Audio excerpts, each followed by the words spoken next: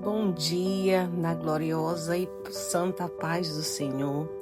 Hoje é 15 de setembro, segunda-feira, e eu sou a pastora Mônica Laiandra e trago mais uma palavra de Deus nesta manhã para o teu coração. E hoje, antes de nós irmos meditar na palavra do Senhor, quero pedir para você dar o seu like, se inscrever no nosso canal e clicar no sininho aqui do lado. Assim o YouTube vai entender que o nosso conteúdo tem relevância e ele vai indicar para outras pessoas. De já eu te agradeço por contribuir com o nosso canal. Meus amados irmãos, a palavra no qual nós vamos meditar nesta manhã de segunda-feira se encontra em Mateus capítulo 26, a partir do versículo 36, que nós vamos ler, que diz assim: Então chegou Jesus com eles a um lugar chamado Getsêmani e disse a seus discípulos: Assentai-vos aqui, enquanto vou além orar. E levando consigo Pedro e os dois filhos de Zebedeu, começou a entristecer-se e a angustiar-se muito. Então lhes disse: A minha alma está cheia de tristeza até a morte. Ficai aqui e velai comigo. E indo um pouco mais adiante, prostrou-se sobre o seu rosto, orando e dizendo: Meu Pai, se é possível, passa de mim este cálice.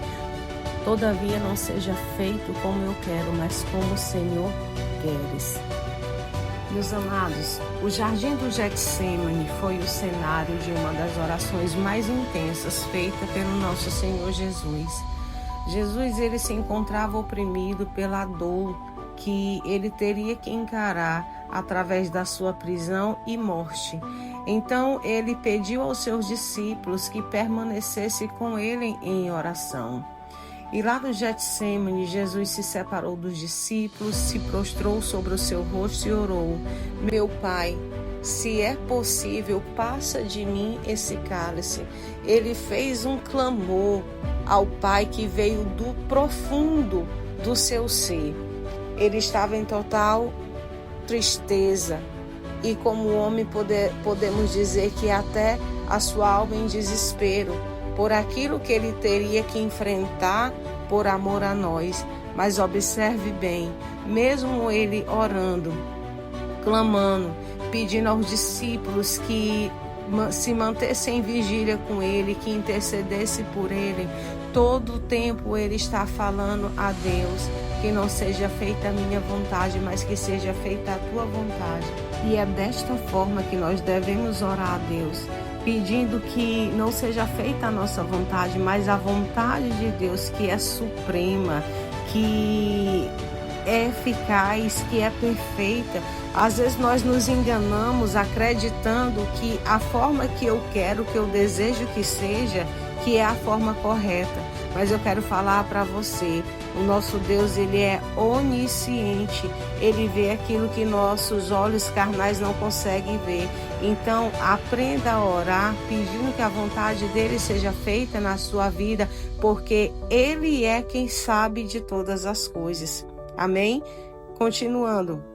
E aí a gente vai ver que depois de algum tempo, quando Jesus retornou para examinar os seus discípulos, ele vai encontrar eles dormindo. E eles não só deixaram de perceber a relevância desse tempo de oração, mas também falharam em preparar-se para o teste que vinha à frente.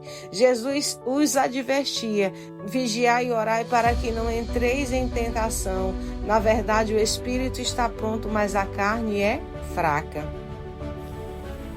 Você sabia que Getsêmani quer dizer prensa de óleo da oliveira?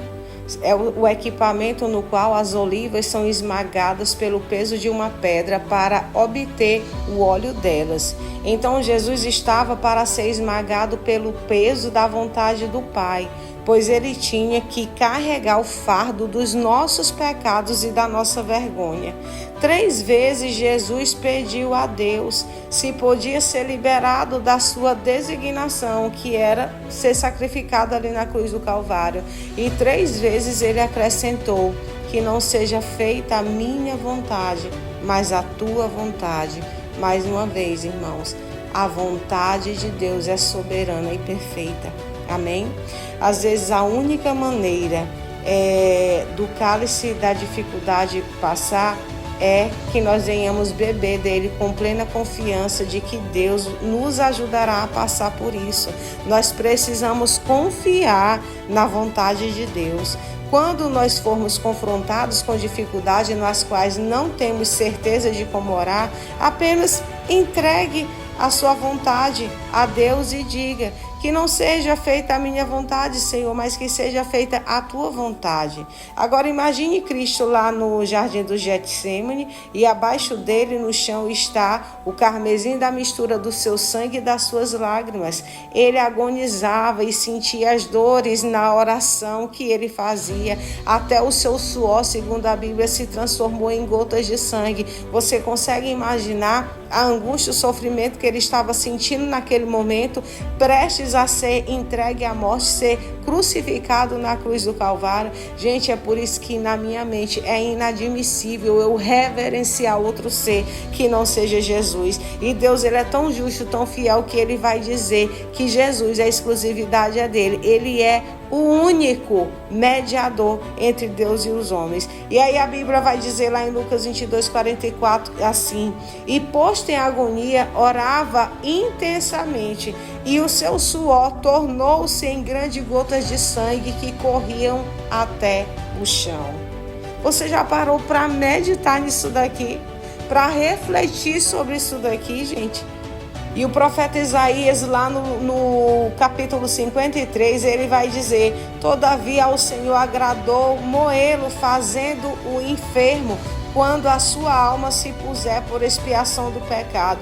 O Senhor fez cair sobre ele a iniquidade de todos nós. O trabalho da sua alma ele verá e ficará satisfeito. Com o seu conhecimento, o meu servo, o justo, justificará a muitos, porque a iniquidade deles levará sobre si. Jesus é o único que pode nos justificar, entenda isso, porque ele levou sobre ele as nossas iniquidades. A cruz não era para Jesus, porque ele não tinha pecado nenhum. A cruz era para mim e para você, mas ele assumiu o nosso lugar, ele assumiu as nossas iniquidades e nós só podemos ser justificados por ele. Jesus estava aqui prestes a provar a morte por todos nós, segundo Hebreus capítulo 2, versículo 9. Ele levaria sobre si a maldição e sofreria o peso dos nossos pecados, o peso, ou seja, o peso de toda a humanidade.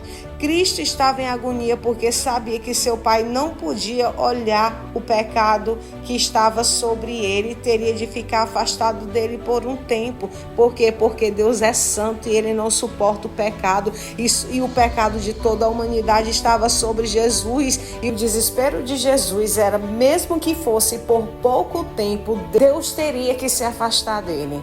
Aí eu quero te fazer uma pergunta aqui: quanto tempo você está afastado de Deus? E lá em Lucas 22, 43, revela que Deus enviou um anjo do céu para fortalecer Jesus, para ficar do lado de Jesus. E lá em Hebreus capítulo 5, versículo 7, está registrado uma oração que foi ouvida por Deus, que diz: o qual nos dias da sua carne, oferecendo com grande clamor e lágrimas, orações e súplicas ao que podia livrá-lo da morte, foi ouvido quanto ao que temia, ainda que era filho, aprendeu a obediência por aquilo que padeceu, e sendo ele consumado, veio a ser a causa de eterna salvação para todos aqueles que lhe obedecem. Entenda isso: para todos aqueles que lhe obedecem, terá o direito de salvação, que obedece a Cristo, que obedece à palavra do Senhor, porque a palavra do Senhor diz que nós devemos seguir a Cristo. Ele é o nosso exemplo. Então a batalha, irmãos, pela alma da humanidade foi vencida lá no jardim do Getsemane e depois concretizada na cruz. Jesus se tornou o autor da salvação eterna para toda a humanidade. Oh, aleluia! Eu me emociono cada vez que eu reflito nessa passagem, ao ver a agonia de Jesus Cristo no Getsemane, por amor a mim e a você. E mesmo passando por tudo aquilo, ele não desistiu. E a gente olha ao nosso redor, quantas pessoas que negam a Jesus todos os dias, que estão se enganando, que acham que tem Jesus, mas que anda muito longe dele, que não faz nada para agradar ao Senhor, que anda em desobediência, numa vida de pecado, fazendo tudo o que quer e ainda se enganam, se iludem, acreditando que estão com Jesus, que Jesus estão com elas.